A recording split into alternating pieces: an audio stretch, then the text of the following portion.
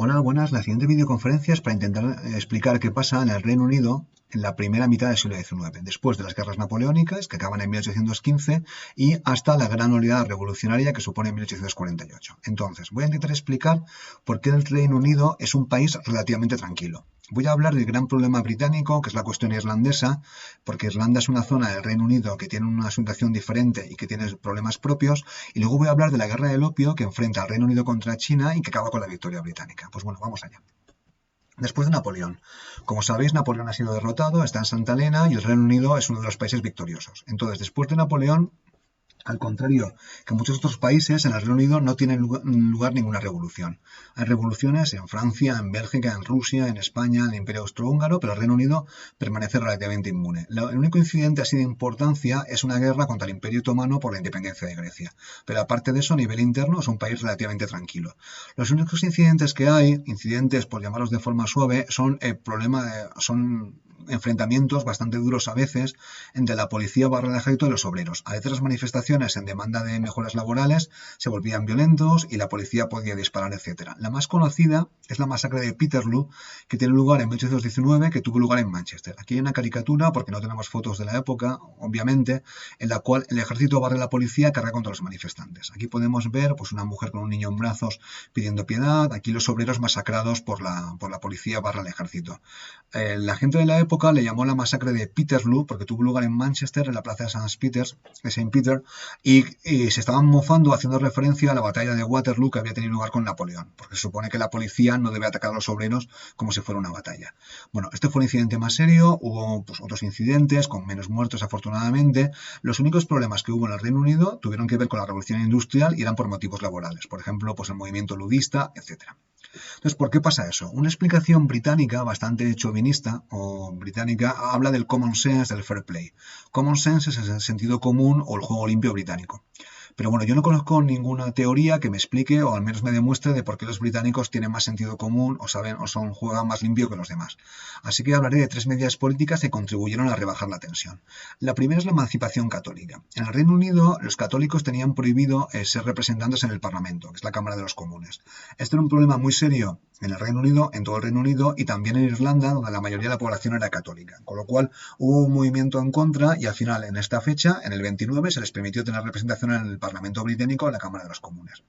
Luego se abole la esclavitud de forma definitiva, bien por interés, bien por las ideas progresistas liberales, se abole la esclavitud. Y luego hubo una reforma electoral, la más importante, la de 32, en las cuales se abolían los problemas más serios del sistema anterior, se votaba en el siglo XVIII, pero había muchos burgos podridos, había mucha corrupción electoral, se eliminan los problemas más serios y luego se hace una reforma electoral en la cual se amplía el sufragio censitario, es decir, se deja votar a más gente. El sufragio censitario se fue ampliando progresivamente a lo largo del siglo. Poco a poco, pues mucha más gente tenía derecho a voto, hasta que al final conseguirán el sufragio universal masculino a final del siglo XIX, si no me equivoco. Y en el siglo XX sufragio universal, incluyendo el femenino incluido. Aquí tenemos pues una imagen de una calle de Dublín, la calle O'Connell, esta calle se llama así en honor al político irlandés Daniel O'Connell, que fue el gran líder de la emancipación católica y fue uno de los primeros representantes en la Cámara de los Comunes, pues católico irlandés. Entonces, Daniel O'Connell es famoso también porque insistía en no usar la violencia y en cambiar las cosas de forma política. Bueno, ahora voy a hablar de la era Victoria. La era victoriana se llama así por la reina Victoria, que tenemos aquí un óleo sobre lienzo, donde se ve una imagen de joven. Como se puede ver también, la reina Victoria reinó muchísimos años. Aquí hablaremos solamente del comienzo de su reinado y se convirtió en un símbolo. De hecho, el siglo XIX se conoce en el Reino Unido como la era victoriana. Entonces, ¿quién era la reina Victoria? Pues aquí la tenemos como jovencilla y aquí la tenemos con una fotografía pues, de mucho más mayor. Hay incluso un vídeo en 1901 donde se ven imágenes de ella. La reina Victoria domina el siglo XIX británico sin ninguna duda. En estos momentos se casó con un príncipe alemán. En estos momentos los estados alemanes y el Reino Unido eran amigos. El príncipe Alberto de Hannover, un príncipe progresista, un príncipe modernizador que intentó, pues, participó mucho en la primera exposición universal y promocionaba la ciencia y la cultura. El príncipe Alberto murió bastante pronto, en el 61, y la reina Victoria pues siempre le tuvo en su recuerdo. Entonces, una de las claves del éxito de Victoria no es que fuera ni más lista ni mejor política que otros reyes. Isabel II, por ejemplo, estaba en un caso muy similar, sino que la reina Victoria fue respetada por los partidos británicos, tanto los conservadores como como los liberales, y no le utilizaron en el juego político. Se convirtió en un símbolo, a pesar de que ella apoyaba a los conservadores, los liberales la respetaron mucho y al ser un símbolo, pues pudo permanecer relativamente inmune a los vaivenes políticos. Aquí tenemos el monumento al príncipe Albert, ¿no?, que se encuentra en Hyde Park, moriría en 1861, y que si vais al Reino Unido, al parque, al Hyde Park, os lo podéis ver. La reina Victoria siempre le tuvo mucho cariño al resto de su vida. Aquí tenemos el Parlamento británico, que es de estilo neogótico, porque el anterior Parlamento se quemó en 1834 y el arquitecto Charles Barry pues, fue el encargado de construir el Palacio de Westminster, donde se encuentra la Cámara de los Comunes y la Cámara de los Lores. La Cámara de los Lores las que participaban eran por nacimiento, por derecho de herencia, y la Cámara de los Comunes es donde la gente votaba. Ahora hablaré de los partidos políticos británicos. Los dos principales son el Partido Conservador, que está aquí, y el Partido Liberal. Los Tories y los Whigs. Los pelucas y los Tories no sé lo que significa. El Partido Conservador, los conservadores, defendían normalmente los intereses, la vieja Inglaterra y los intereses de los terratenientes, de la gente del campo, del mundo rural, y sobre todo defendían las leyes del trigo. Los liberales representaban a los industriales, a la gente de Manchester, a los talleres, a la gente con cierto nivel económico y con ideas más progresistas o liberales. Por ejemplo, John Stuart Mill, si no me equivoco, estaba dentro del Partido Liberal. Y luego estaba el movimiento laborista o el movimiento obrero británico, que luego se conociera como el Labour. El Partido Laborista se fundó en 1900. ¿Y por qué el movimiento laborista no tenía un partido político? Por el tema del sufragio censitario. Como los obreros no podían votar, nunca ganaban las elecciones. Con lo cual, solamente cuando se amplió el sufragio censitario hasta convertirlo en universal, el Partido Laborista pues, pudo obtener victorias. Sin embargo, el movimiento laborista obrero sí que existía y se canalizaba a través de otros mecanismos. Por ejemplo, el cartismo escribían cartas firmadas pidiendo el sufragio universal y algunos derechos para los obreros, y luego los trade unions y los sindicatos, que hacían muchas protestas políticas y eran capaces de protestar. Aquí tenemos una imagen de la Cámara de los Comunes. La imagen es moderna, obviamente, que conserva ese estilo pues, neogótico del siglo XIX tan típico del Reino Unido. Bueno, ahora vamos a hablar de las leyes del trigo, que es el gran debate británico en la primera mitad del siglo XIX. Dice mucho de un país que la ley más importante, el problema político más importante, sea discutir de leyes del trigo, que son leyes aburridísimas. Estas leyes del trigo se conocen como las Corn Laws, las leyes del trigo, y básicamente consistían en poner aranceles al trigo que venía del extranjero. Claro, al poner aranceles al trigo que venía de Francia o del extranjero, pues el trigo era más caro, eso favorecía a los terratenientes, con lo cual los terratenientes, la gente que producía trigo, estaba interesado en mantener los aranceles. Los industriales estaban en contra y querían abolir los impuestos y para hacer el trigo más barato. Hubo debate, mucha discusión y al final en el 46 fueron abolidas y el Reino Unido se convirtió en un país liberal respecto al trigo. Para bien o para mal, el Reino Unido era un país liberal. Y bueno, ahora voy a hablar de la principal razón, en mi opinión, esto es opinión mía personal, de por qué el Reino Unido no sufre ninguna revolución.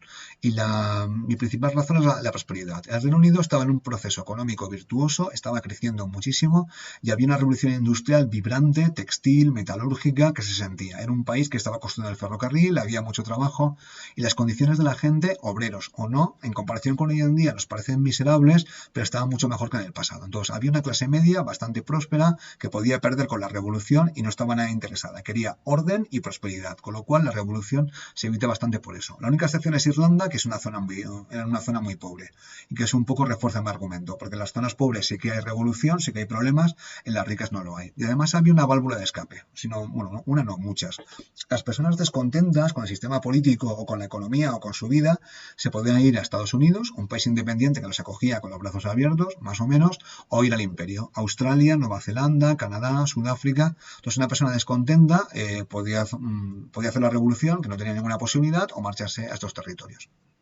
Ahora voy a hablar de la hambruna irlandesa, que es un suceso lamentable, casi se puede tildar de genocidio, y que tiene lugar en la década de 1840. En la gente, aquí se puede ver un grabado, pasa muchísima hambre, y hubo centenares de miles, incluso se habla de 1 millón de muertos. Entonces, ¿qué pasa en Irlanda? Aquí tenemos una imagen idílica de Irlanda, que es un país precioso hoy en día, la isla Esmeralda, pero en estos momentos se parecía más a esto. Era un país muy, muy pobre, de campesinos, la mayoría católicos, que vivían en condiciones miserables. Entonces, además la mayoría eran católicos, en población muy muy pobre y que se alimentaban de la patata, que es un alimento muy nutritivo y que era fácilmente cultivable y los campesinos irlandeses dependían pues, su alimento era básicamente la patata. Entonces, además, en una zona bastante inestable, había problemas contra el Reino Unido. Os acordáis que os he hablado de la emancipación. Eso no quitó todos los problemas y los irlandeses continuaban viendo al Reino Unido como opresores. De hecho, hay alguna teoría que habla de que Irlanda era una colonia de estilo africano o asiático del Reino Unido, porque las condiciones de vida en el Reino Unido eran muy prósperas y en Irlanda eran pobrísimas. Era la zona más próspera de Europa y casi la más pobre. Bueno, las patatas, hay una enfermedad de las patatas, creo que es por un insecto, pues toda la cosecha se pierde en el 45 y durante unos cuantos años no hay cosecha de patatas. Y los campesinos irlandeses pues se mueren literalmente de hambre. Y en este caso las corlos, las leyes del trigo tienen un efecto contraproducente, porque como era mucho más barato, pues los productores de trigo de alimentos preferían venderlo a otros países, a otras zonas, porque la población irlandesa, que era pobrísima, no podía comprarla. Entonces, en estos momentos se continúa exportando trigo y alimentos fuera de Irlanda, mientras la gente de Irlanda se moría de hambre. Se habla de genocidio, se habla de 1 millón de muertos. No sé hasta qué punto la cifra es exagerada, no estoy seguro, pero sí que es cierto que Irlanda en esta época pierde población y había más población en Irlanda durante el siglo XVIII que casi en el siglo XX y siglo XXI.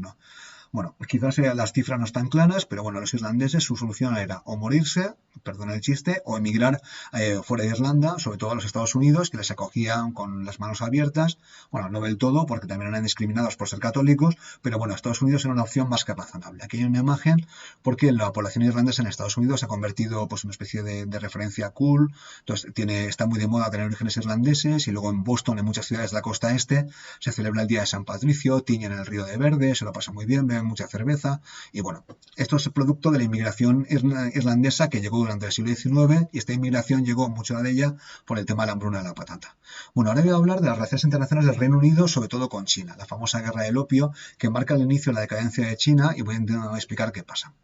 Aquí tenemos una imagen porque el Reino Unido, como hemos comentado, estaba en plena revolución industrial y quería vender sus productos fuera del Reino Unido. Entonces, uno de los mercados más apetecibles era China, donde gobernaba la dinastía Manchú, el emperador Qianlong, que lo podemos ver en la viñeta satírica, lo podemos ver aquí.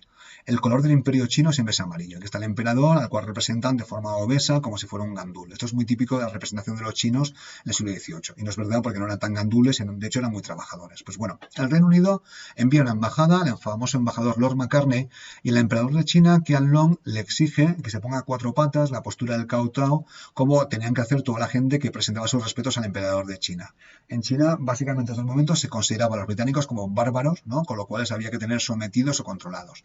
El emperador protestó, al final negociaron y solamente puso una rodilla en el suelo, como se puede ver aquí, le llevó regalos que el emperador de China se tomó como gestos de sumisión y al final, después de escucharle un poco, decidió que no iba a abrir China al comercio occidental. Así que China, que permanece aislada a principios del siglo XIX. Entonces, después de esto, ¿qué pasa? China está aislada y el Reino Unido pues consolida su dominio de la India. Es una zona dominio del Reino Unido y tiene el control consolidado. Bueno, y entonces los británicos intentan comerciar y se establece una especie de colonia occidental británica en Guangzhou, que castellanizado es Cantón, es una ciudad importantísima del sur de China, donde está el río de la Perla, y había una comunidad de occidentales, que eran básicamente de 2 tipos, o misioneros, que intentaban expandir el cristianismo a los chinos, de tipo evangélico protestante, y luego comerciantes, pues comerciantes contrabandistas que intentaban hacer negocio en China, porque era una oportunidad comercial importantísima. Entonces, las autoridades chinas, en estos momentos China todavía era un país muy poderoso, pues coartaban los movimientos, a los misioneros no les dejaban salir de la zona, básicamente imprimían algunas Biblias y ya está, y luego los comerciantes tampoco. Comerciaban con unas factorías llamadas Hong, que era un poco canalizaban el comercio con el Reino Unido. Bueno, entonces, en estos momentos los comerciantes descubren que el opio tiene mucha demanda en China y que se podía vender. El opio es un producto adictivo, como sabéis todos, que es el enlace de la amapola, que se produce en la India, y que tiene propiedades anestesiantes. Entonces, si tienes un dolor de muelas o un dolor crónico, el opio podía ser una opción más que razonable. Cuando dice Marx en la religión es el opio del pueblo, está diciendo que era un calmante de los dolores del pueblo. Además es adictivo, muy adictivo, de hecho hay medicamentos hoy en día, la bicodina, que son derivados del opio y producen adicción, y esto tiene un efecto porque el producto se convierte en una epidemia en China y pues millones de chinos, no sé cuántos, se vuelven adictos al opio y China comienza a perder dinero, su balanza comercial es negativa respecto al Reino Unido por el comercio del opio. Entonces aquí tenemos imágenes, un poco, esto es una imagen más moderna de un fumador de opio, esto no es medicinal, o anestesiante, simplemente es, con perdón, vicio, ¿no? Aquí tenemos una imagen de época, tenemos manchúes pues enganchados al opio. Era una tradición y entonces, bueno, China perdía dinero, su balanza comercial era negativa con Occidente y con Europa. Entonces, ¿qué pasa? El emperador estaba muy preocupado, nombró un comisionado, un encargado especial del problema del opio, Lin Se-su, que llega a la zona de Cantón, Guangzhou, y pues comienza a usar la policía, al ejército chino, contra los comerciantes que venden opio. Comienza a requisar cargamentos de opio, los quema y se detiene a los comerciantes. Esto lo hizo avisando al Reino Unido de lo que iba a hacer. Escribió una carta muy sugerente, muy vehemente a la reina Victoria, explicando que eso era una lacra, que era adictivo, que estaba prohibido y diciendo que no tenían derecho a comerciar con eso. La carta fue ignorada, aunque se conserva. Y luego después, como se había detenido a comerciantes británicos, se aprovechó la excusa para declarar la guerra del Reino Unido contra China. Es una guerra que se libró principalmente en la costa y la excusa fue que comerciantes británicos fueron detenidos ilegalmente, supuestamente, pues comerciando con opio. Obviamente los chinos, y con razón, piensan que la guerra fue fabricada por el Reino Unido. Aquí tenemos la carta, el extracto de la carta del comisionado Lin a Reina Victoria, ¿no? Entonces, marcaron claramente, si los comerciantes extranjeros de su honorable nación desean continuar su relación comercial, deben obedecer temblorosamente nuestras leyes registradas. Es un aviso, por favor, no comerciéis, obedeced nuestras leyes o habrá consecuencias. Los comerciantes no obedecieron, hubo consecuencias y entraron en guerra. Bueno, aquí hay un mapa de China actual y se ve un poco dónde fue el escenario de las batallas. Las batallas fueron, pues aquí, no sé si lo podéis ver, es la zona de la costa del mar de China, la flota británica atacó las ciudades costeras y la flota británica, muy superior a la China, pues dominaba el mar y podía atacar a voluntad donde quisiera. Entonces fue una guerra en la cual la flota británica moderna usaban en esta época por primera vez vapores artillados, barcos de vapor que se movían rapidísimo con cañones muy potentes que destruían los juncos chinos.